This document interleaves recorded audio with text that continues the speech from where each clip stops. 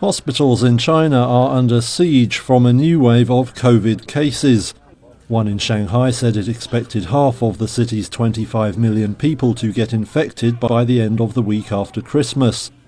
In Beijing, healthcare workers said patients might have to be turned away due to a lack of beds and resources. Howard Bernstein is a doctor at the city's United Family Hospital. The hospital is just overwhelmed from top to bottom. So, the ER filled up with people. A lot of them got admitted to the hospital.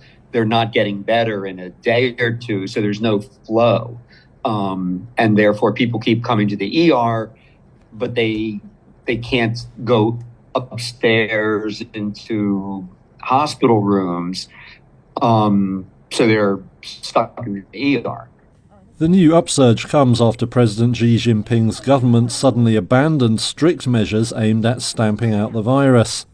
State media say frontline workers have been told to work while sick, while retired staff have been brought back in some areas. The country's National Health Commission has said it will stop publishing daily data on infections amid doubts over their reliability. But figures from one UK-based health data firm estimate China is facing more than 1 million infections and 5,000 deaths every day. Ordinary citizens are making their own estimates too. This woman says almost everyone she interacts with has been infected. At least 17 people have died after heavy snow devastated parts of Japan over the weekend. More than 90 people have also been injured.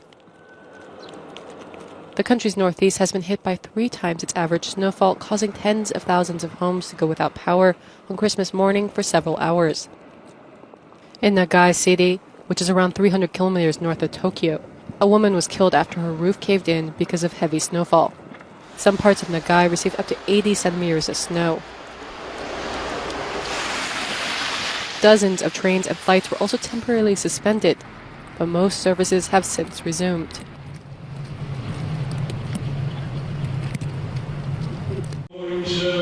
For many Ukrainian Orthodox Christians, Christmas came early this year. Traditionally, they observe the holiday in January, like many Russians.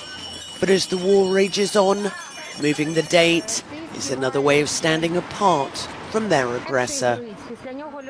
President Zelensky sent Christmas greetings to those who celebrate, but warned that the holiday won't mean an end to Russian attacks. Moscow, he said, is trying to compensate for its losses by shelling Ukraine and its energy infrastructure. The darkness, he said, won't prevent Ukraine's troops from further victories, but citizens have to be ready for any scenario. Russian President Vladimir Putin, meanwhile, told state-owned broadcaster RTR that he's ready to start peace talks. I believe we're acting in the right direction. We're defending our national interests, the interests of our citizens, our people. However, we are prepared to negotiate some acceptable outcomes with the participants of this process. But it's their business. It's not us who refuse talks. It's them. Russia's defense ministry on Sunday released footage which it claimed shows a military priest serving on the front lines, conducting services even as Russian forces continue their strikes on Ukraine.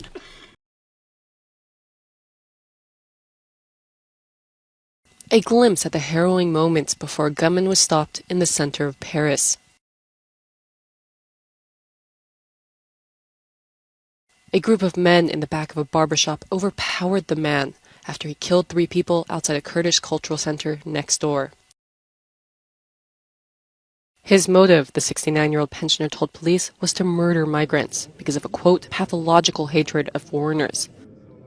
The attack had ripple effects around the world, and in northern Syria, hundreds of members of its Kurdish community staged a protest, accusing Turkey of plotting to kill Kurdish migrants in the diaspora.